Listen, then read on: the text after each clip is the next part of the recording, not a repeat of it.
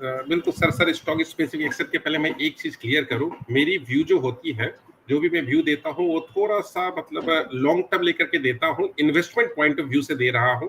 और वो investment point जो है, वो इन्वेस्टमेंट हॉरिजन जो है मिनिमम मेरा 6 महीने का है। मुझे लगता है कि 6 महीने तक मार्केट में डिस्टर्बेंस नहीं है, और 6 महीने में मुझे अभी, अगर मैंने बोला पिछले वीक भी अगर कुछ इन्वेस्टमेंट हुआ और 6 महीने मुझे लगता है रिटर्न अच्छा मिलेगा, तो मैं इंटैक्ट हूँ। मेरी व्यू जो होती है वो वीकली बेसिस पे नहीं होती। वीकली बेसिस पर अगर मुझे व्यू देनी होगी तो मैं डेली बेसिस पे देना पसंद, क्योंकि मैं वीकली बेसिस पे भी अगर मैं ट्रेड लेता हूँ या फिर कुछ क्लाइंट को अगर मैं ट्रेड करवाता हूँ, तो मैं स्विंग ट्रेड करवाता हूँ, जहां पर मुझे एक दिन में भी अगर 2 मौके मिल जाए तो 2 ट्रेड करवा दूंगा, और अगर 2 दिन में 4 मौके मिल जाए तो मैं 4 ट्रेड करवा दूंगा। तो मैं स्विंग ट्रेड पकड़ता हूँ, नंबर्स पकड़ता हूँ, गेन लेवल पकड़ता हूँ, ठीक है, प्लानिटरी की मूवमेंट पकड़ता हूँ, प्लानिटरी कहाँ चेंज हो रहा है वो पकड़ता हूँ, वो भी इंट्राडे के अंदर में। तो मेरी ट्रेडिंग जो होती है वो डिफरेंट स्टाइल होती है। इन्वेस्टमेंट जो मैं आपके शो पे डिस्कस करता हूँ, total investment point of view से डिस्कस करता हूँ, और वो हमेशा लॉन्ग टर्म रहता है। तो लॉन्ग टर्म में जब मैंने बोला था कि रुकावट है, गिरावट कहीं भी नहीं है, तो ये आगे के 6 महीना, 1 साल, 2 साल उसको लेकर के है। जहां पर स्टॉक स्पेसिफिक एक्शंस की बात करूं, तो वहां पर जिन स्टॉक्स में हम पहले से बने हुए हैं, इंटैक्ट बने हुए हैं, और आपके शो पर कई बार बोल चुका हूं कि नीचे लेवल पे मुझे जहां जहां भी मौके मिलेंगे, थोड़ी सी भी गिरावट आ रही है, एवरेज आउट करने का मौका मिल रहा है जिन जिन स्टॉक्स में, जो स्टॉक्स हमारे पोर्टफोलियो में, उस स्टॉक्स के अंदर में हम इंटर कर रहे हैं, री इंटर कर रहे हैं। इनफैक्ट कई सारे स्टॉक्स में हम 3 बार तक इंटर कर चुके हैं, और अपने क्लाइंट्स को भी मैं कई स्टॉक्स के अंदर में रिकमेंड कर चुका हूं। हर स्टॉक्स का डिस्क्लेमर देना अभी पॉसिबल नहीं है, बिकॉज कई सारे स्टॉक्स हैं, बट ओवरऑल डिस्क्लेमर यही है कि स्टॉक्स के अंदर में हम कई बार, कई लेवल पे, कई स्पेल में इंटर करवा चुके हैं। चलिए आज आते हैं आज के लिए नए स्टॉक्स पे। 2 स्टॉक सर आपके दर्शकों के लिए आज मैं लेकर के आया हूं। एक फाइनेंस सेक्टर से है, बैंकिंग सेक्टर से है, फेडरल बैंक। फेडरल बैंक मुझे काफी अच्छा लग रहा है इस जगह पे।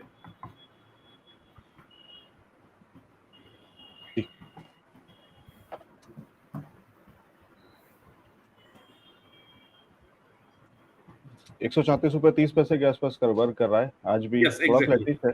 जी जी 134-35 के आसपास में कारोबार कर रहा है, फ्लैटिस है, रुकी हुई है। यहाँ पर एटलीस्ट गिरावट नहीं है। देखिए एक गिरावट जो नीचे बनी थी 13 जुलाई को, उसके बाद से मार्केट ने बहुत तेजी से रिकवरी दिया। रिकवरी इतनी तेजी थी कि 3 दिन के अंदर में उसने उस पूरी गिरावट को रिकवर कर दिया।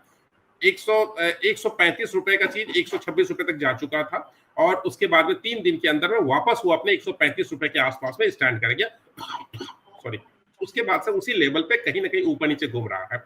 स्टॉक स्पेसिफिक के लिए अगर बोलू जाओ, तो इसके अंदर में आप 2 बार के अंदर में इसमें ट्रेड ले सकते हैं, पोजीशन बना सकते हैं। मिनिमम आपको 1 साल का टाइम होराइजन इसके अंदर रखना है। 134-35 के आसपास चल रहा है, इस जगह पर आप 50% पैसा आप डाल सकते हैं। नीचे आपको, अगर आपकी किस्मत अच्छी रही और आपको 130 रुपए का लेवल अगर मिल जाए, मैं किस्मत की बात इसलिए कर रहा हूं क्योंकि 130 रुपए का लेवल मिलना थोड़ा मुश्किल है, प्रोबेबिलिटी काफी कम है। प्रोबेबिलिटी इतनी कम है कि सिर्फ 28% प्रोबेबिलिटी आ रही है 130 आने का वापस। तो इसीलिए मैंने बोला कि प्रोबेबिलिटी काफी कम है। अगर किस्मत अच्छी रही और ये मौके मिल गए, तो इस मौके को मैं खुद भी नहीं चूकूंगा। 130 का मिल जाए तो बढ़िया है, अदरवाइज 135 के ऊपर चलने लग जाए तो बाकी 50% पैसा आप इसके अंदर डाल दीजिए। 1 साल में मुझे लगता है ये स्टॉक जो है 170 या 180 इस दो के बीच में आपको दिखाएगा। ये मिनिमम कंजर्वेटिव टारगेट है। थोड़ा सा मैं अगर एग्रेसिव होता हूं तो मुझे ये स्टॉक 208 का लेवल दिखा रहा है। तो ये स्टॉक के अंदर में इन्वेस्ट किया जा सकता है। 130 रुपए नीचे का लेवल है। मैं स्टॉप लॉस दे रहा हूं इसके अंदर में 126 रुपए का, जो कि 13 जुलाई का लो बना हुआ था। उस लो को तोड़ना भी काफी मुश्किल है। उसकी प्रोबेबिलिटी सिर्फ 8-8.5% के आसपास है। तो स्टॉक जो है तो काफी अच्छे लेवल पे स्टैंड कर रहा है, जहां पे इन्वेस्ट किया जा सकता है, बना जा सकता है। 1 साल के अंदर में एक अच्छा रिटर्न इसके अंदर एक्सपेक्ट किया जा सकता है। तो नितिन सर, आप दूसरा ये कह स्टॉक, रहे हैं कि जो 1 साल से कंसोलिडेशन जैसे फेज में रहा है एक साइडवेज में, तो अब ये उसका वो समय पूरा हो रहा है और अब यहाँ से एक तेजी ऊपर की तरफ कहीं ना कहीं सस्टेन होती हुई दिखाई देगी। एग्जैक्टली मैं यही कहना चाह रहा हूं कि इसके अंदर में जो कंसोलिडेशन फेज है, इट्स गोइंग टू एंड, खत्म होने जा रहा है। और ये खत्म होना मुझे लगता है नेक्स्ट 15-20 दिन के अंदर में आपको दिख जाएगा। एक अच्छी स्पाइक इसके अंदर में मुझे बनती हुई दिख रही है। जो प्लेनेटरी कंडीशन बना रहे हैं, वो प्लेनेटरी कंडीशन पीछे के, मैं अगर इसके 8 साल के डेटा को अगर देखा, तो ये सेम प्लेनेटरी कंडीशन ने 8 में से 4 बार स्पाइक देकर के आगे की तरफ बढ़ा है। सो ये लॉ ऑफ एवरेज जो है काम करने जाता है, काम करता है। तो इसीलिए यहाँ पर मैं इसको लेकर के थोड़ा सा बुलिश को रखा हूँ, और इसके अंदर में मेरी खुद की भी इन्वेस्टमेंट बनी है। ये मैं डिस्क्लेमर भी दे रहा हूँ, और मैंने आज सुबह से अपने क्लाइंट को रिकमेंड भी किया हुआ है। बहुत बढ़िया, ठीक है। तो एक अच्छी अपॉर्चुनिटी स्ट्रेंथ दिख रही है। फेडरल बैंक में कह रहे हैं कंसोलिडेशन का फेज करीब करीब खत्म होता हुआ और यहाँ से एक अच्छी तेजी आती हुई दिख सकती है। तो वो है। और वैसे बैंकिंग सेक्टर ने या बैंक निफ्टी की अगर हम बात करें तो थोड़ा निचले लेवल्स दिखाए थे और थोड़ा वीकनेस इस समय अभी जो चल रही है कहीं ना कहीं उसमें लीडिंग जो है फैक्टर वो बैंक निफ्टी ही रहा है। लेकिन ठीक है कि वहीं से फिर जब ज़्यादा नीचे शुरुआत होती है तो फिर तेज़ी का भी स्कोप ज़्यादा बढ़ जाता है, क्योंकि फिर साथ ही साथ सपोर्ट भी। और पहले जब ये भी है कि जब सपोर्ट जो तेज़ी आई थी वो भी कहीं ना कहीं बैंक निफ्टी से ही आई थी, तो लीडरशिप दोनों तरफ ही आई तो बैंक निफ्टी से ही थी, चाहे ऊपर की तरफ हो चाहे नीचे की तरफ हो। ठीक है, नितिन सर आपके रडार पे दूसरा स्टॉक कौन सा है? बिल्कुल, दूसरा स्टॉक है सर एशियन पेंट्स। चलिए, क्या त्योहारों का बॉटम मौसम आ फिशिंग के लिए रहा मुझे है, लगता है ये स्टॉक दिवाली बहुत के लिए बढ़िया आपको है, पेंट ऑलमोस्ट उतारना ही बॉटम पे है ये।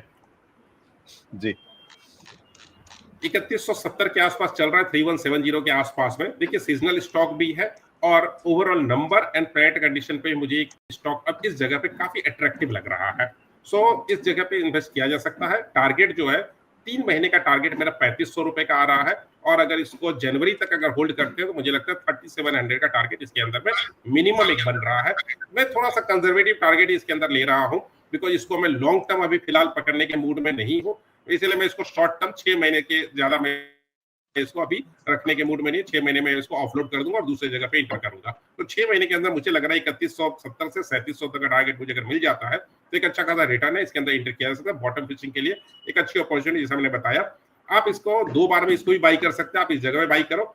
और अगर आपको नीचे देखिए, नीचे लेवल की चांसेस जो है, ये इनफैक्ट स्पाइरल इसने चेंज कर लिया 3170 के आसपास में। तो यहाँ पर नीचे में जो आपके स्टॉप लॉस बन रहा है वो स्टॉप लॉस बन रहा है 2998 का। 3000 का आप राउंड फिगर पकड़ो, 3000 का आपका एक स्टॉप लॉस बन रहा है। लेकिन उसके चांसेस जो मैं आपको बता दूं, सिर्फ मेरे पास में 11% चांस है, जो मेरी नंबर्स निकलती है 11% चांस है इसके 3000 रुपए को हिट करने के। जबकि ऊपर में 3700 हिट करने के चांसेस मेरे पास 88.6% है। तो इस हिसाब से ये मैं फिर डिस्काउंट दे दूं कि इसके अंदर मैंने इन्वेस्ट किया है, स्टार्टिंग आज ही की है, और आगे हो सकता है मैं पूरा पैसा भी इसमें नहीं डाला हूं, लेकिन 2-3 बार मुझे मौके जहां जहां मिलेंगे इसके अंदर मैं इन्वेस्ट करूंगा। जी ठीक है, तो ये बता दिया एशियन पेंट्स में। नितिन सर वहाँ तो थोड़ा फिर भी कॉन्फिडेंस आ रहा था, कंसोलिडेशन एक बहुत ही साइडवेज था, लेकिन यहाँ तो थोड़ा वीकनेस जैसा दिख रहा है। और अभी कहीं इसके और गिरने के चांसेस नहीं दिखते हैं आपको? इससे ज्यादा सपोर्ट लेता हुआ सर दिख रहा है? नहीं गिरने के चांस दिखते हैं। देखिए सर, जब हम प्लानिटरी एनालिसिस के बेसिस पे हम स्टॉक निकालते हैं ना, तो हमें एटलीस्ट मैं इसको प्रिविलेज ही बोलूंगा कि बॉटम फिशिंग या बॉटम पे बाई करने का मौका या फिर हाई पे सेल करने के कई सारे स्टॉक्स हमारे पास निकल जाते हैं, जो कि टेक्निकल इंडिकेटर्स हमें वो चीज नहीं दिखा पाते। देखिए टेक्निकल इंडिकेटर सारे भी सेल दिखाएंगे, बट एक दूसरी एनालिसिस होती है जो मैं करता हूँ, जिसको मैं गैन एनालिसिस बोलूँ या फिर हार्मोनिक एनालिसिस बोलूँ या प्लानिटरी एनालिसिस बोलूँ, वो कहीं ना कहीं हमें बॉटम पिक करने की कई सारे स्टॉक दिखा देते हैं। तो मुझे इस हिसाब से ये स्टॉक काफी अच्छा लग रहा है, काफी अट्रैक्टिव लग रहा है इस जगह पर। जी ठीक है, तो ये है राय नितिन जी की एशियन पेंट्स और उसके अलावा फेडरल बैंक। रीजंस आपको बता दिए हैं, बहुत सारी चीजें हैं, कुछ लॉजिक्स